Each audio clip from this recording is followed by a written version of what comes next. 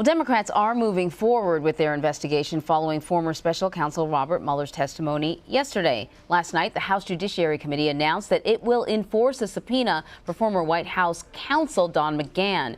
But earlier in the day, the president declared victory. The Democrats had nothing, and now they have less than nothing. And I think they're going to lose the 2020 election very big. So our Nancy Cordes was at the hearings and joins us now from Capitol Hill. First question for you, Nancy, is, now that you've had a night to sleep on it, what stood out to you the most about yesterday's hearing? Well, what stood out to me was a couple of things, Anne Marie. First of all, the fact that Democrats were able to sort of methodically walk through with Robert Mueller all of these examples of potential obstruction of justice committed by the president. And while Robert Mueller did not say that any of those actions definitively were crimes, he got pretty close. He did not shy away from the characterizations that many Democrats made about those acts. The big question is, was there anyone watching that performance who hasn't already come down one way or the other when it comes to impeachment? So for Democrats who knew they probably weren't going to get some big dramatic reveal, some major shift in the narrative that would change public opinion, but we're still hoping against hope that it might happen. They were sort of subdued after the hearing, knowing that from their perspective, they accomplished a lot of what they wanted to get done, and yet probably still didn't succeed in pushing American public opinion more so in the direction of impeachment. And until that happens, I don't think you're going to see the Speaker of the House change her mind about impeachment. Right. She has been very firm when talking about impeachment. She wants public support. And the hope was that this would maybe, push the needle a little bit. They had been saying, if he would just read directly from his report, maybe that would make a difference. But he didn't do that. So the Democrats did, as you pointed out, they focused on obstruction of justice. The Republicans, on the other hand, want to put this to bed and keep moving on, or at least divert attention. They've been talking about investigating the investigators, and so their focus was on the integrity of the investigation, the origins of the investigation.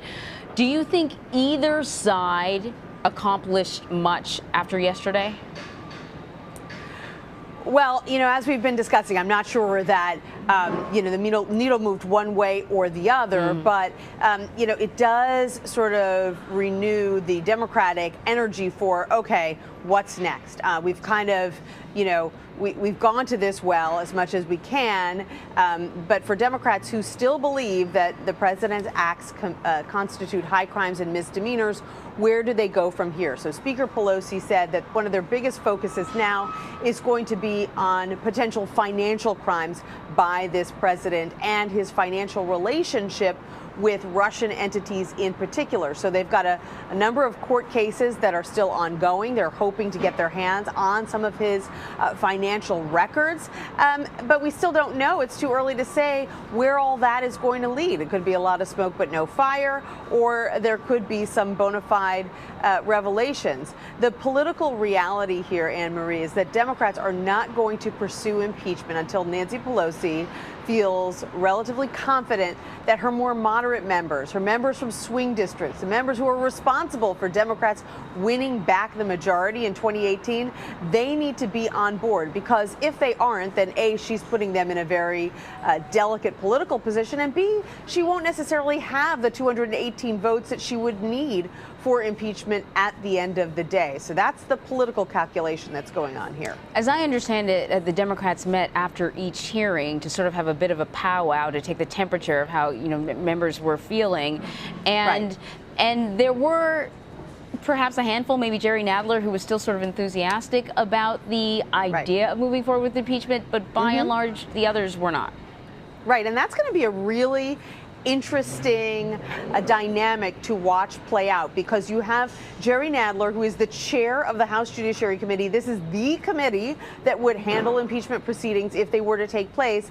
He has been moving steadily closer and closer to public support for impeachment proceedings, or at least an impeachment inquiry, while some of his colleagues in leadership, Adam Schiff, for example, who chairs the House Intelligence Committee, or the Speaker of the House, Nancy Pelosi, they are still taking this wait-and-see approach. Let's gather more information first. So, you know, at this point, it's not a fight that is spilling out into the public eye. There's no animus there, but it is clearly a difference of opinion. And you've got a lot of Democratic lawmakers who are hearing what they want to hear. You had some lawmakers coming out of that closed-door meeting saying, well, it seems to me like Nancy Pelosi is moving closer and closer to embracing the idea of an impeachment inquiry. And then you had Pelosi herself saying, no, I'm not. I'm waiting. I want to see what happens.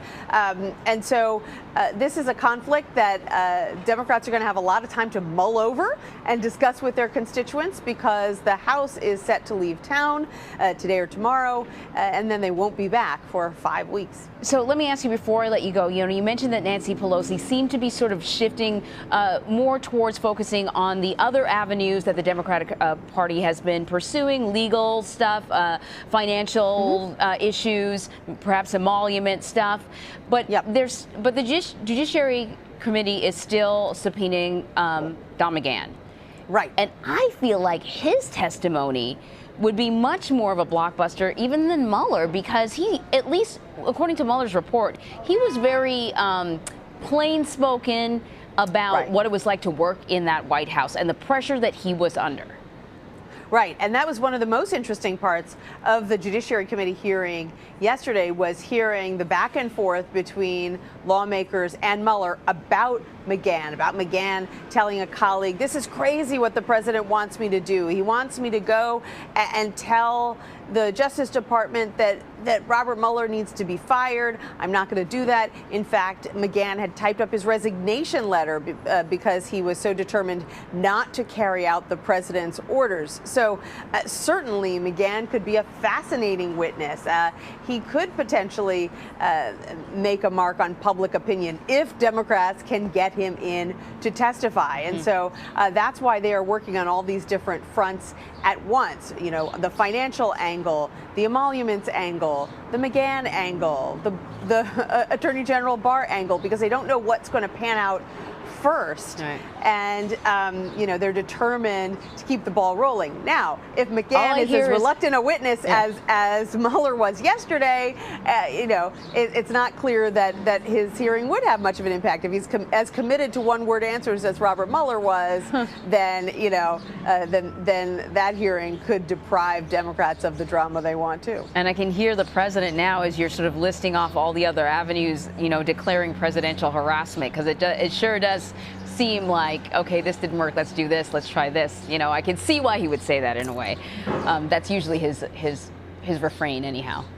Sure. You know, what Democrats would say in response is, well, you know, when this president is responsible for wrongdoing and potential wrongdoing in so many different areas, he has left us no choice. So, you know, they're going to continue to go down the road of looking at potential obstruction of justice. They're going to continue to look at abuse of power. They're going to continue to look at the census and how that, you know, question that got added to the census. They're going to continue to look at all these things, and they argue, you know, these aren't things that they're pulling out of thin air. They're just responding to the president's acts. And I think you saw, even after Robert Mueller himself testified and said point blank, his answer to the very first question of the entire day, Anne-Marie, did you exonerate the president? No, I did not.